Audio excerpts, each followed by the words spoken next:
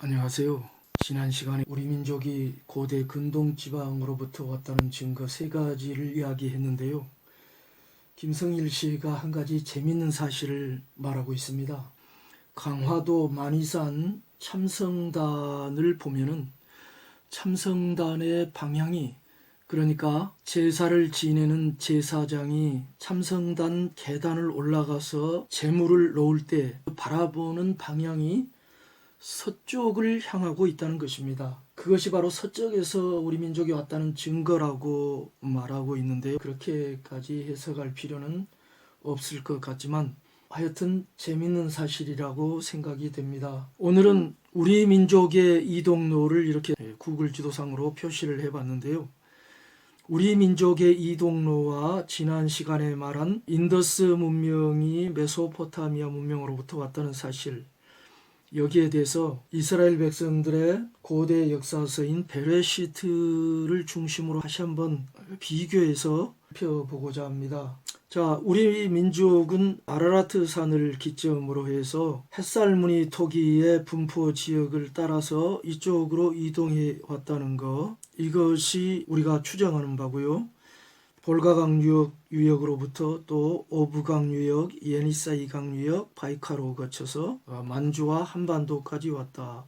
이 중간은 산악지대이고요.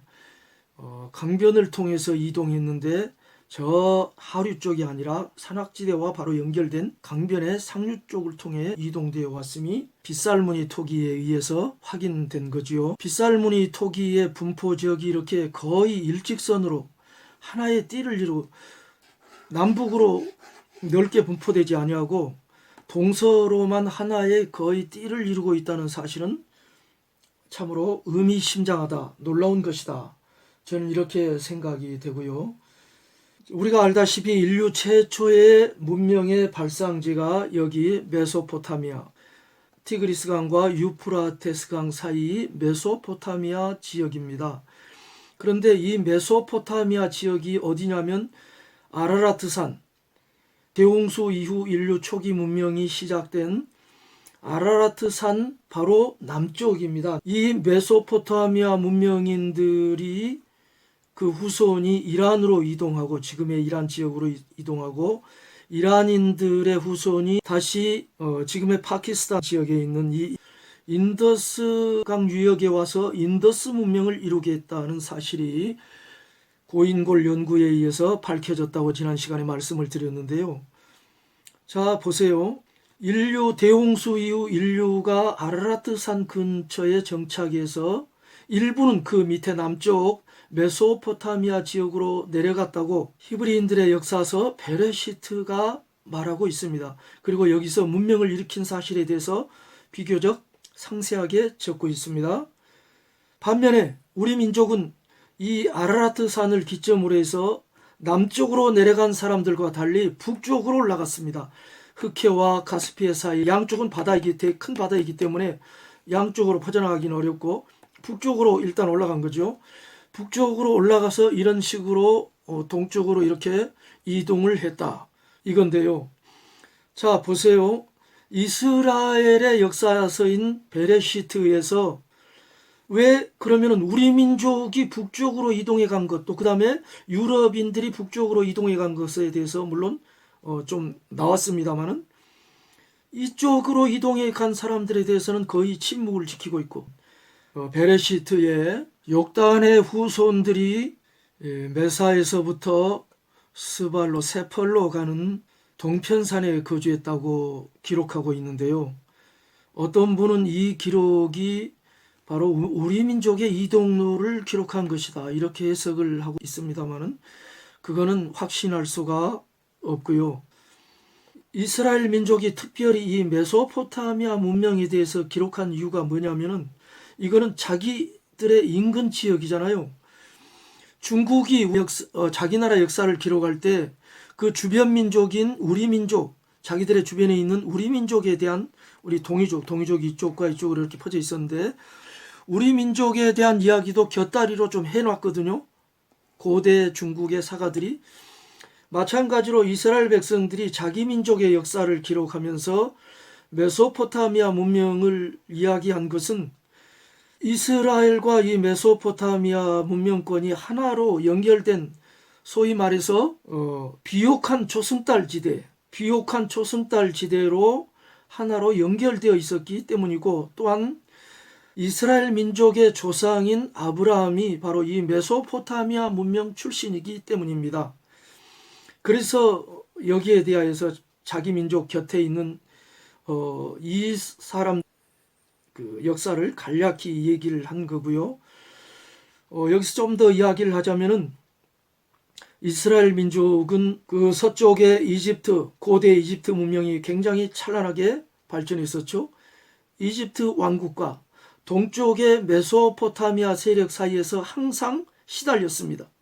이집트는 언제나 이 지금의 이스라엘 땅, 팔레스타인, 가나안 땅을 통해서 동쪽으로 진출하려 했고, 메소포타미아의 세력을 얻었던 아시리아나 바벨론 같은 나라는 이스라엘을 통해서 이 이집트로 세력을 뻗치려고 했기 때문에, 우리나라가 마치 중국, 러시아, 일본 사이에서 각축장이 되고 청일전쟁, 러일전쟁의 현장이 된 것처럼 이스라엘도 그런 고단한 역사를 가지고 있습니다.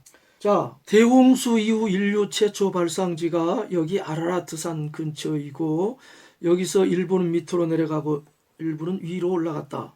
방금 말씀드린 거고요. 그 히브리인들의 역사서 베레시트 기록에 의하면 대홍수 이전 최초 인류의 정착지도 이 메소포타미아 상류 지역, 티그리스 강과 유프라테스 강 상류 지역이라고 말하고 있습니다. 그러니까 대홍수 이전 최초 인류의 발상지도 여기고, 대홍수 이후 최초 인류의 발상지도 동일한 이 지역이다. 히브리인들의 역사서가 그렇게 기록하고 있습니다.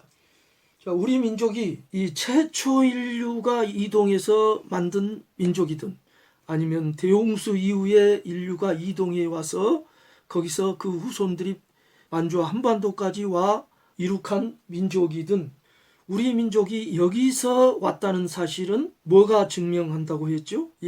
히브리인들의 역사서 베레시트가 그렇게 증언하고 있고, 또 한 가지 더욱 확실한 유물은 바로 햇살무늬 토기, 그리고 흑요석, 이런 것들이 우리 민족의 시원을 여기로 밝혀주고 있다는 것입니다. 자, 우리 민족의 역사를 추적하는 데 있어서 그 시원을 밝혀주고 있는 책은 우리 민족의 최초의 시원, 그러니까 우리 민족이 어디에서 왔는가, 그거를 밝혀주고 있는 책은 히브리인들의 고대 역사서 베레시트가 유일합니다. 우리 민족의 역사서들도 물론 있습니다만, 우리 민족이 어디서 왔다 이런 사실은 분명하게 얘기하지 않고, 단지 이 시베리아 벌판, 만주와 시베리아 벌판을 우리 민족의 시원으로 그렇게 이야기하고 있습니다. 그러나 베레시트는 여기서부터 여기까지 이동해 온 것을 짐작하게 해주고, 햇살무늬 토기, 흑요석 등이 또한 그런 추정을 가능하게 해준다는 것입니다. 베레시트의 이런 중요성에 비추어서 우리는 우리 민족의 시원을 밝혀주는 이 책에 대해서 과연 이 책이 어느 정도 신빙성을 가지고 있는가, 이 책의 기록은 믿을 만한가, 이 점에 대해서 다음 시간에 살펴보겠는데요. 우리가 이 베레시트의 신빙성에 대해서 살펴보면은, 특별히 이 강의가 창조사관에 입각한 우리 민족 역사를 다루는 거잖아요. 그래서 베레시트의 신빙성을 탐구해 보는 것이 굉장히 흥미진진한 일입니다. 그리고 우리의 강의에 대단한 도움이 되기 때문에 오늘은 여기서 마치고 다음 시간에 이 베레시트의 신빙성을 다루어 보겠습니다. 감사합니다.